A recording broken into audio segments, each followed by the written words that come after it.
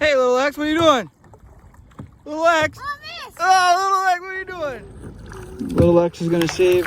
Whoa, jeez, little X. Oh, thank you for watching PewpewswithMr.X. It's little X. And I'm Mr. X. Oh, there's little X. All right, let's get to this gun review. Got the Ride On red dot optic today, and it's the X3 Tactics PRD. Veteran owned company. I really like this. Is my third optic from these guys. I really like Ride On.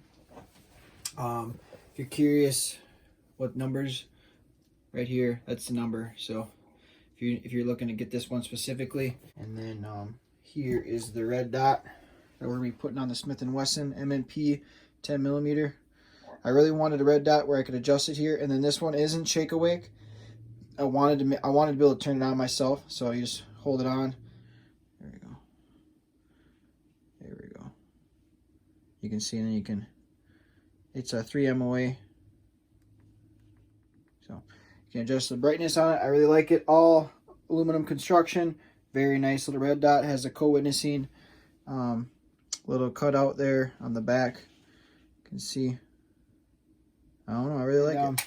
Probably should have done that right away, but you can see the gun is clear. So I always check my guns. I always have all my guns cleared out before the videos. But you do got some haters out there, so you gotta show proof. Nobody believes anybody, you know what I'm saying? But I really was really impressed when I first shot this gun.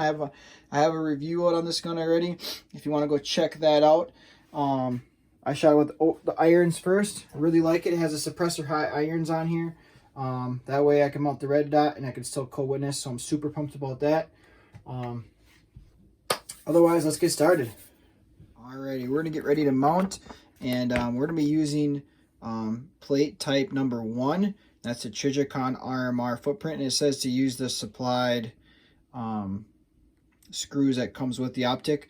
We actually don't have a Trijicon optic, but we do have the Ride On, and it came with some optic screws or bolts. So we will just use a supplied bolts, just like it instructs inside the manual here. As you can tell, for all the different optic plates, they do have A, B, C, D different screws you use for those optic plates.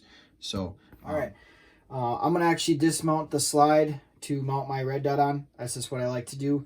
You don't really need to do it, but that's what I like to do. So, with that being said, you're gonna rack the slide open like that. You can just grab your little tool that you're going to use for taking bolts off. You got to flip that little yellow bar there. You can see. Yeah, there, focus. You got to flip that little bar there. You can see right there to break the slide down. And now you can turn this bar down, this piece, turn that down. Then you're going to loose up the slide, and it'll slide right off. All right, now we are ready to take off our plate, our cover plate here. So, and that's just an Allen wrench. So, gonna loosen these screws up. The reason why I chose the RMR plate, for one, is because all the other optic plates that Smith&Wesson provided, to be honest, I do not like them.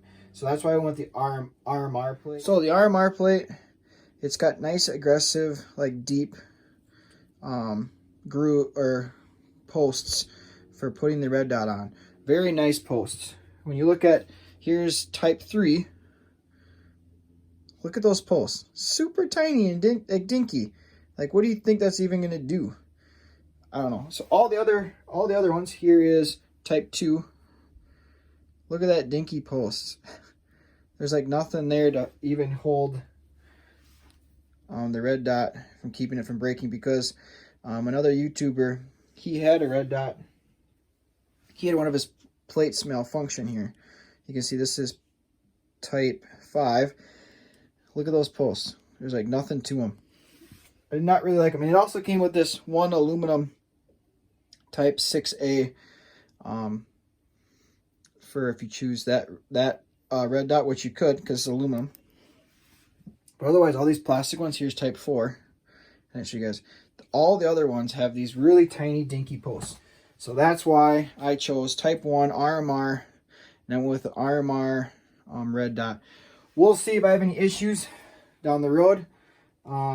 if I do, then obviously I'm going to have to go ahead. Oh, if you guys didn't see that, I poked my little tiny Allen head through the hole to pop out the plate, to pop the plate off. Or you're gonna get like 3 turns on there. That's perfect. That's plenty. And you see that they got the Loctite on there, the blue Loctite. That is perfect. It's exactly what you want. You want at least that much. I would say if you only had like a turn, I wouldn't be using the supplied the bolts. I'd go get yourself some longer bolts, but these bolts are plenty long. You can get like 3 to 4 turns on there. It's gonna be perfect. Got the plate mounted on the slide now. As you can tell, it's nice and flat, nice and level. There's nothing stopping it. It's in there perfectly like it's supposed to be. That's what you want. You can see the posts are raised up, nice. I like the posts for the Type 1 plate. And now we can take and mount our red dot onto the plate. Just find the post. There we go. Take my Torx little Allen, and we will screw this puppy down. We're just going to kind of snug it up first on the one side, and make sure you get the other one in first before you fully tighten it up. But okay, snugged up. Snugged up. Now we'll take it, just get a little bit more turn on there. Just a little bit. Perfect. Perfect. All right, look at that. It's on there. Perfect. Can still co-witness a little bit on there. And as long as, so like the biggest thing if you're ever using screws, your bolts, is that if you ever have really long bolts, you want to make sure that it's not protruding out of the slide. That's the biggest thing that the factory wants to make sure you don't do. You can see the bolts are way in there. They're not protruding out of the bottom of the slide.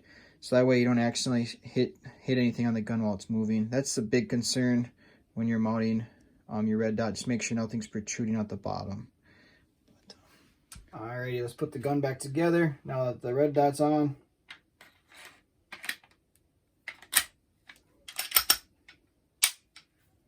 Put our little yellow bar down. Good to go, good to go. Looking good, looking good.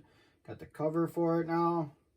So when you're hiking through the woods, it stays protected.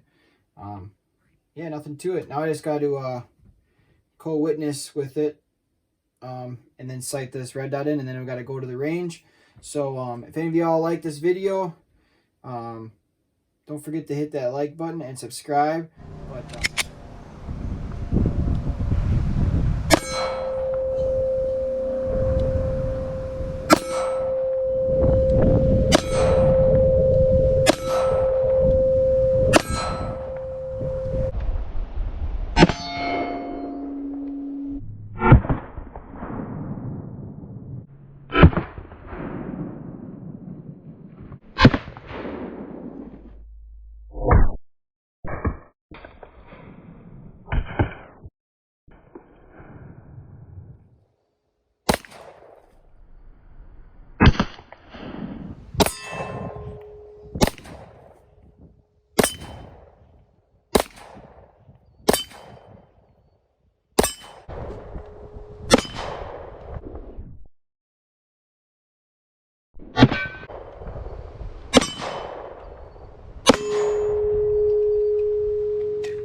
the Smith&Wesson MMP 10mm is back from the range. It performed flawlessly like expected. Super happy with the way this gun's been performing. I have about 200 rounds without the red dot and around 200 rounds with the red dot. So I'm getting that round count up there. It's been performing really well now. Haven't had any issues with the red dot coming loose on me, kind of like some other YouTubers were having. So I'm going to keep riding it just like it is.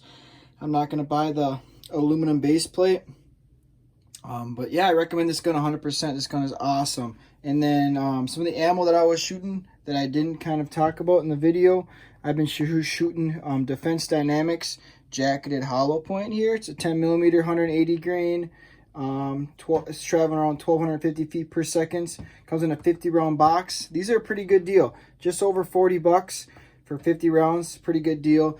So far I don't know if you've seen some of my short videos with this bullet, but it hasn't performed what I would have hasn't performed like I would like. So I'm not really too sure if I'm going to actually run this for my ammo, but I'm going to keep putting this through some tests, and I'm also going to get some more hollow points to test out with the 10mm, and then I'm going to find the best hollow point that I feel like, and that's what I'm going to be carrying for my defense ammo.